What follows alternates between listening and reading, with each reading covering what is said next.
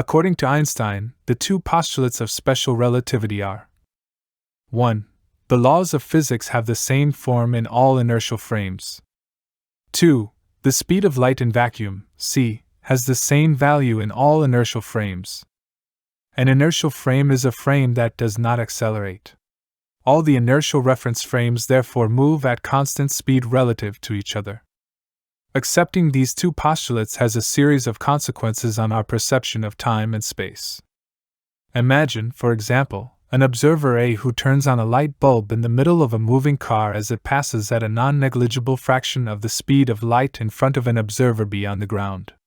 From A's point of view, it is B that is moving and the light from the bulb is moving towards the front and the rear of the train at the same speed c. It therefore strikes the ends of the wagon at the same time.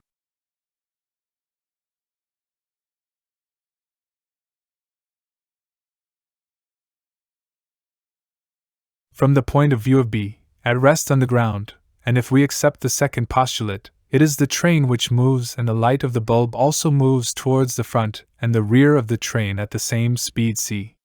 As the train moves forward, the light hits the rear of the car, which is approaching the wave front long before it reaches the receding front.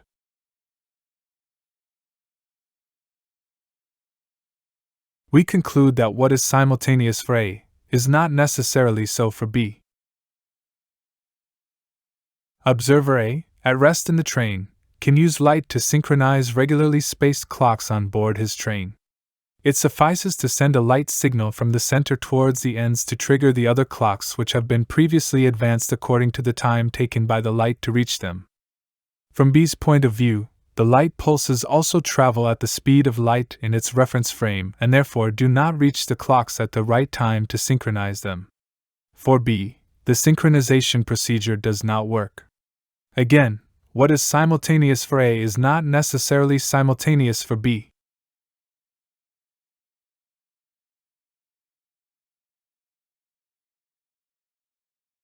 Now imagine that observer A in the train turns on his light bulb and that the light is reflected by a mirror on the ceiling of the car.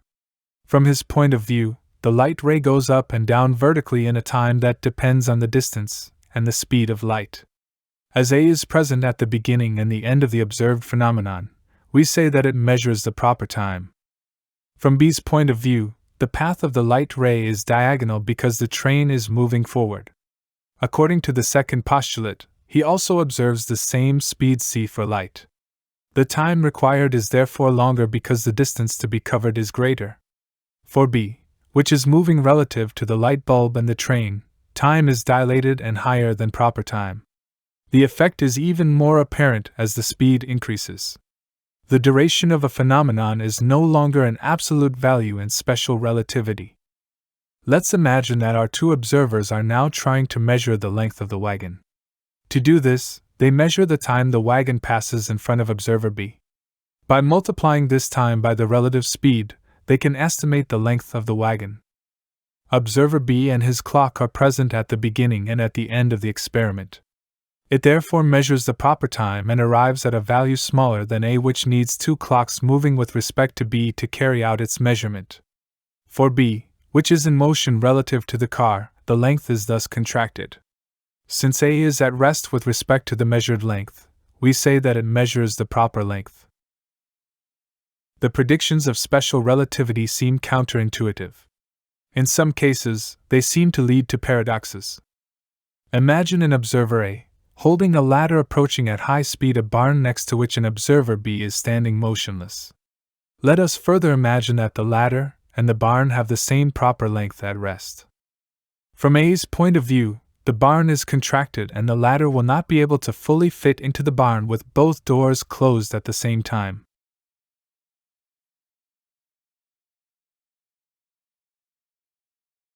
From B's point of view, it is the ladder that is contracted, and it will easily be able to fit in the barn with the doors closed. Do these two contradictory points of view lead to a paradox? No! In this situation, the two see the front door open, the ladder go in, the back door then open and the ladder come out of the barn, but they disagree on when these events occur. As we have seen previously, what is simultaneous for one observer in special relativity is not necessarily so for the other. so there is no paradox. If you are interested in the subject, you will find a link to this simulation and several others in the description.